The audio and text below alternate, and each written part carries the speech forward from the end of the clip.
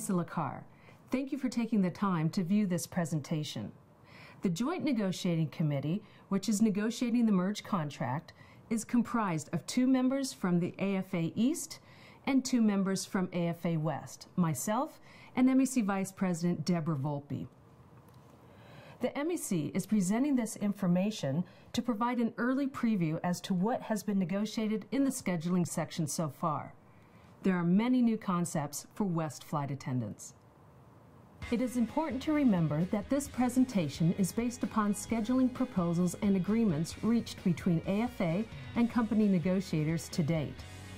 These proposals are subject to change until a final overall agreement is reached between the parties. The information provided today may be different from the final agreement. Final agreement information will be provided by the Joint Negotiating Committee at contract roadshows prior to ratification by the membership.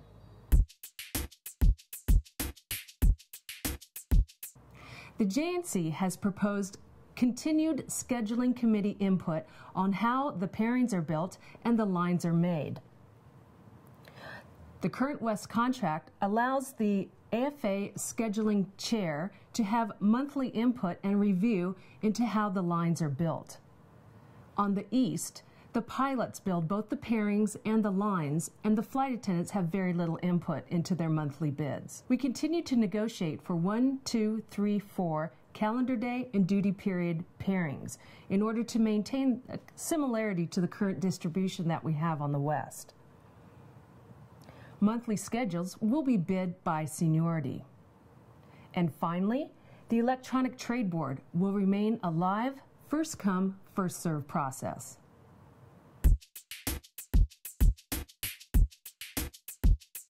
One of the key concepts negotiated into the merge scheduling proposal is the preferential bidding system, often referred to as PBS or PREF bidding. With a PBS system, instead of bidding a line of time that was created by the company and then making changes to that line, a flight attendant has a blank slate in which they input their preferences and build their own line.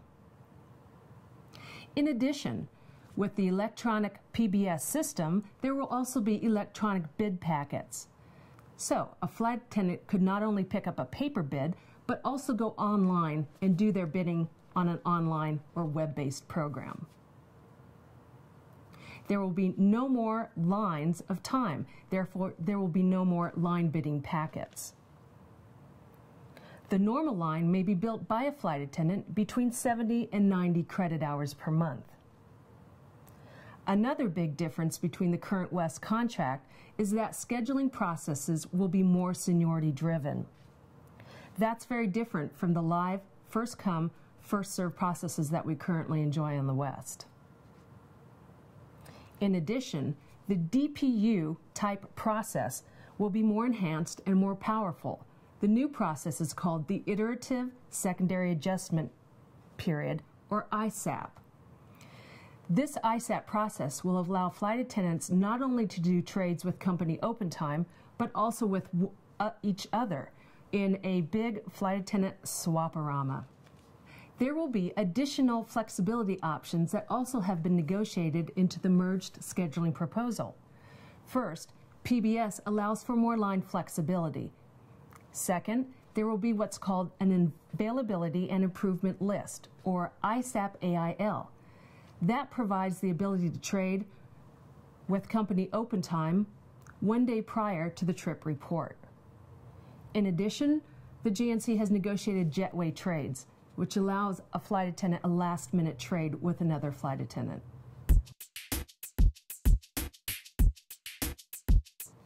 The first new scheduling concept is the preferential bidding system. This is a bidding system that allows flight attendants to input preferences, a variety of bidding preferences such as preferred runs, length of pairings, and specific days off, into a system that then generates a line of time based upon your seniority. PBS vendors state their programs provide greater crew satisfaction overall and an ease of bidding each month. PBS systems also provide increased crew management efficiency. The Iterative Scheduling Adjustment Process, or ISAP, is an automated process to drop, pick up, and trade trips with company open time as well as other flight attendants. The ISAP program is seniority-based, runs daily, and is based on staffing parameters. The key to the ISAP system is that, unlike today's DPU, if the spotlight is on you at that particular moment when you go into DPU, if a trip is there, you can pick up the trip. If it is not, you don't have any other options for picking up a trip. With the ISAP process, it's an iterative process run in seniority order, and if the spotlight comes to you and the trip you want is not there, it may be available 20 or 30 positions down. Wherever it is available, it will come back up the iterative process and will be able to satisfy the most senior requests first. Finally, there's the Availability and Improvement List, or ISAP AIL. This is a part of the ISAP process, and it allows for trading trips 1 day prior to report. It's not based upon staffing parameters.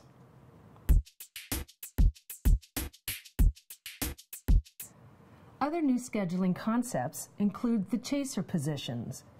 In the past, West flight attendants have had fourth positions on the 757. When the crew complement has been 3, with the mixed equipment and you add a fourth position, such as on the 757, it would become a chaser position. Currently on the East, flight attendants do not mix equipment, although they do have chaser positions on some of the larger aircraft. Double-ups.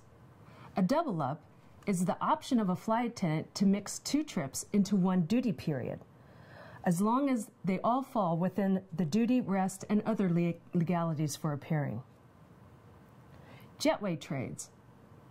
The JNC has negotiated jetway trades which allow a flight attendant up to 45 minutes prior to departure on the same day to trade a trip with another flight attendant. Last live leg.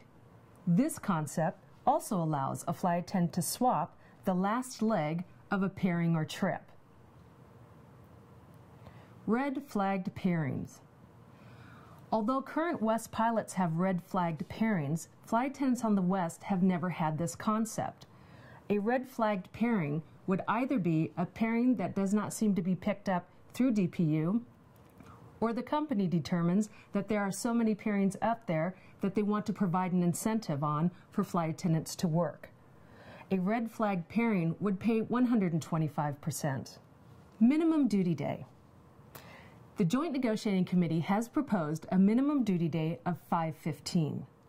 This minimum duty day would decrease the company's interest in autoing, but would also greatly benefit reserves by paying them a minimal day, even if they came in for an LA turn or a Las Vegas turn from Phoenix. Involuntary assignment. This term is used to describe a junior assignment situation. The junior assignment pay has been increased to 150% from current West contract language. And then there is the concept of illegal through no fault.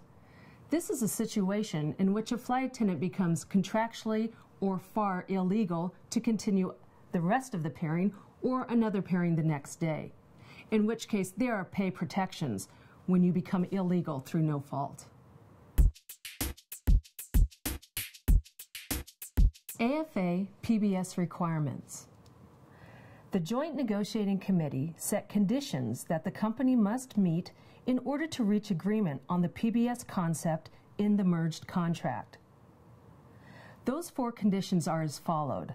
First, PBS would only be implemented if the company reaches an overall agreement. Second, any savings generated by PBS shall be added to the agreement. Third, AFA must reach agreement on the PBS vendor selection and other elements of a PBS system.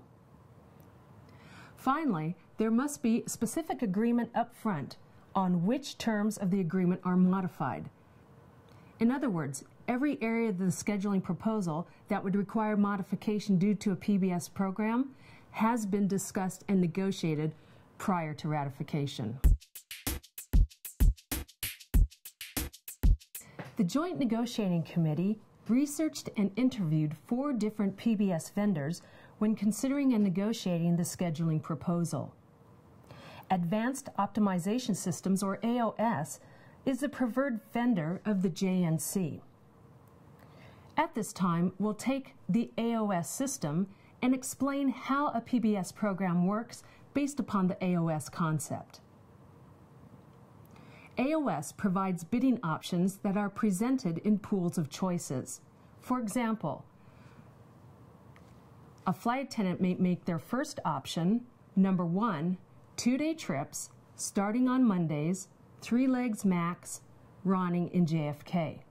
Their second choice may be 2-day trips starting on Tuesdays, 3-leg maximums, but expanding the RONs to Boston, Tampa, as well as JFK. Their third preference may be 3-day trips starting on Mondays, high credit, with an AM check-in. And their fourth option, pool of choices, could be 3-day trips, any day of the week, any credit, an AM check-in. The way that AOS works is that it looks at the first pool of choices, and it may provide you 1, 2, or an entire month built upon your first choice of options. If, for example, within your seniority, you could only hold 2 Mondays with 2-day trips, 3 legs max, JFK RONs, it will provide those 2 trips on your line and then move to your next choice of options. So week 3, you could have 2-day trips beginning on Tuesdays, or it may go to your third choice, and week 4 of the month may be 3-day trips starting on Mondays. A variety of new concepts is created by a preferential bidding system. One of the key concepts is that there will no longer be conflict bidding. Training, vacation, and carry-in trips will all be set as pre-planned absences upon a flight attendant's line. Therefore, a flight attendant would not have the ability to bid a trip that conflicts with that vacation or training or other pre-planned absence. Next is that flight attendants will have to change their bidding philosophy from what can I change based upon a company-created line of time to what do I want to work based upon your blank canvas for the month. Again, with PBS, there will be no more line packages, only pairing packages. The Joint Implementation Resolution Committee, or JIRC Committee, will be tasked with handling any issues that arise during development and implementation of the PBS program. The JIRC Committee will ensure the program complies with the language negotiated in the scheduling proposal. The company will provide PBS training for a minimum of 90 days following implementation. This will be the time frame in which flight attendants can ask any questions that they have regarding how a PBS system works and how it would affect their seniority. Finally, there will be a 3-month parallel mock PBS bid. This provides the flight attendant with a comparison between what you would have held on a line bid and what would have been given to you in your seniority on a PBS bid.